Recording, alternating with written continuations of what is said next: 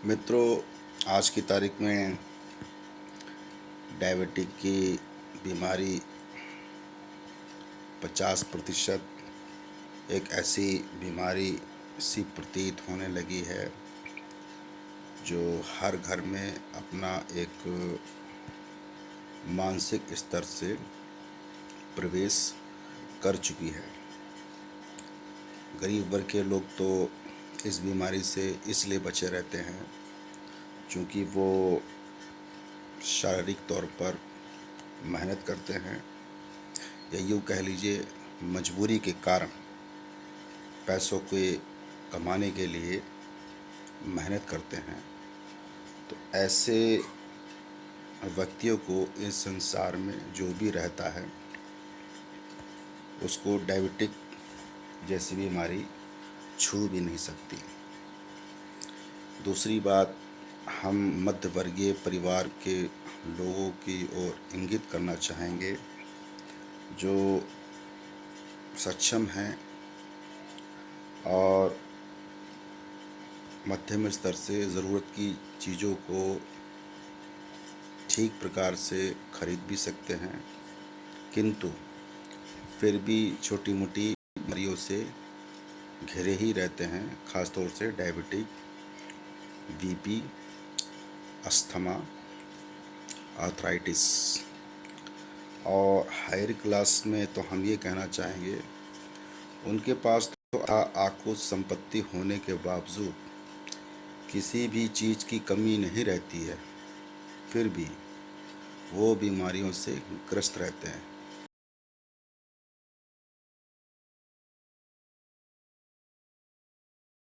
अनुसार योगा की प्रक्रिया प्रकृति के समर्थन में और वास्तविक स्तर पर मनुष्य को अपनी जीवन शैली कैसी जीनी चाहिए उस तरीके से यदि वो कार्य करते हैं तो कुछ हद तक वो बीमारियों से बचे रहते हैं। अब हम कम शब्दों में अपनी बात कहना चाहेंगे कि बीमारी का प्रवेश होता कहाँ से, या बीमारियों का प्रवेश होने का कारण क्या है। बीमारी का प्रवेश होने का कारण सिर्फ यही हो सकता है जिस प्रकार का हमारा खान पान होता है, जिस प्रकार का हमारा रहन सहन होता है, जिस प्रकार का हमारा सोचने का, सोने का और नित्य क्रियाक्रम होते हैं, उसी के आउटपुट के रूप में बीमारियों का प्रवेश हमारे मुंह के माध्यम से होता है और मस्तिष्क में क्रिएट होता है, और आउटपुट हमारे यूरिन से और अन्न 4 विधियों से निकलता है।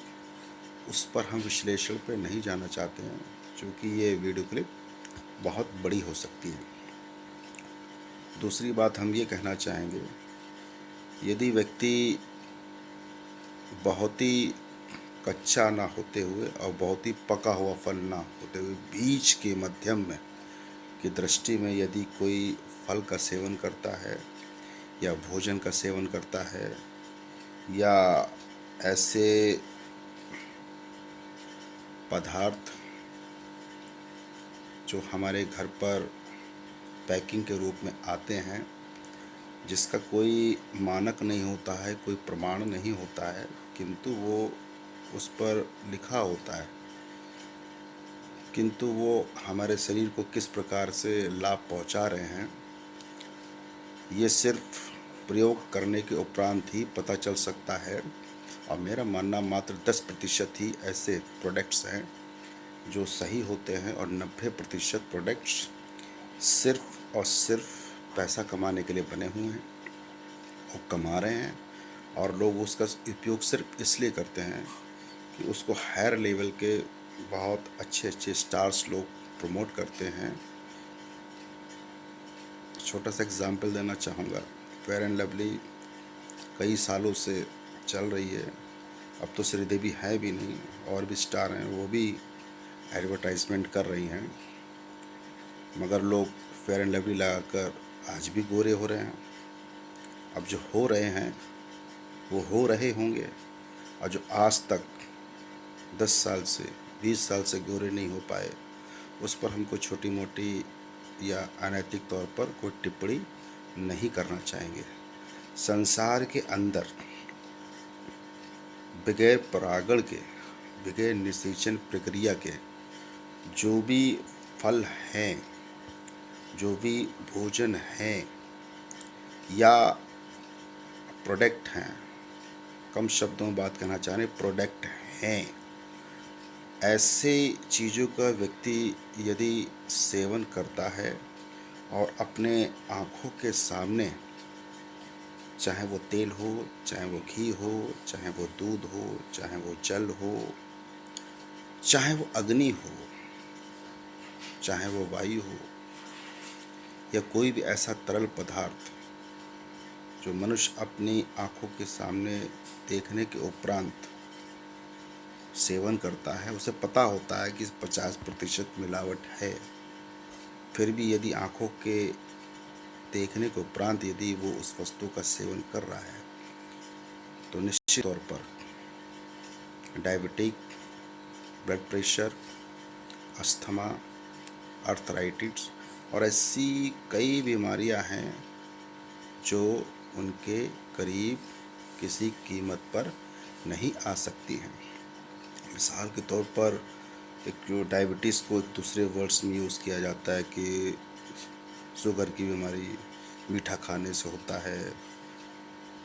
शराब पीने से होता है, ऐसा करने से होता है, वैसा करने से होता है। जो लोग जीवन में बिल्कुल भी शराब नहीं पीते हैं, किसी भी प्रकार का अप्रत्यक्ष रूप में या प्रत्यक्ष रूप में नशा नहीं करते हैं, फिर वो बीमारी से क्यों घिर जाते हैं? शायद उनके जीवन में किसी और प्रकार का नशा होता है, क्योंकि बीमारी जो पैदा होती है वो ब्रेन से पैदा होती है, और ब्रेन में जब ही पैदा हो पाएगी जब हम कोई इस तरीके का भोज्य पदार्थ लेते हैं जिसका आउटपुट हमारा ब्रेन एक्सेप्ट नहीं कर पाता है, क्योंकि ब्रेन हमारा समय समय पर बताता रहता है कौन सा भोजन, कौन सा फल या कौन सा प्रोडक्ट उसकी सेहत के लिए काबिल तारीफ़ है। यहाँ तक कि उल्टी भी आती है, उलझन भी होती है, जी भी मचलता है, फिर भी व्यक्ति कहता नहीं, ये शायद मेरा शरीर नहीं कह रहा है, मेरा मन नहीं कह रहा है, हो सकता है छोटी मोटी तबीयत खराब हो गई हो या बुखार आ गया हो, किंतु ये बिल्कुल असत्य है। शरीर बता देता है, क्योंकि शरीर, मन और आत्मा का आपस में एक तरीके से तालमेल होता है। अंत में हम यही बात कहना चाहेंगे कि आप बहुत ही पका हुआ भोजन और बहुत ही कच्चा ना भोजन खाते हुए बीच के माध्यम का हर स्रोत में अपने दैनिक जीवन में सेवन करते हैं, तो आप गंभीर बीमारियों से, ख़ास तौर से कैंसर जैसी और आने वाले भविष्य में जो भी वायरस हैं होते हैं, उनसे बचने के लिए आपका शरीर हमेशा के लिए ही नहीं बल्कि आने वाली पीढ़ी जीन्स के लिए भी मजबूत बना रहेगा। जय हिंद। कुछ गलत कह गया हूँ, इसके लिए क्षमा प्रार्थी हूँ। मौलिक अधिकार के अंतर्गत हम अपने ज्ञान के माध्यम से समय समय पर छोटा मोटा अपना वक्तव्य देते ही रहते हैं।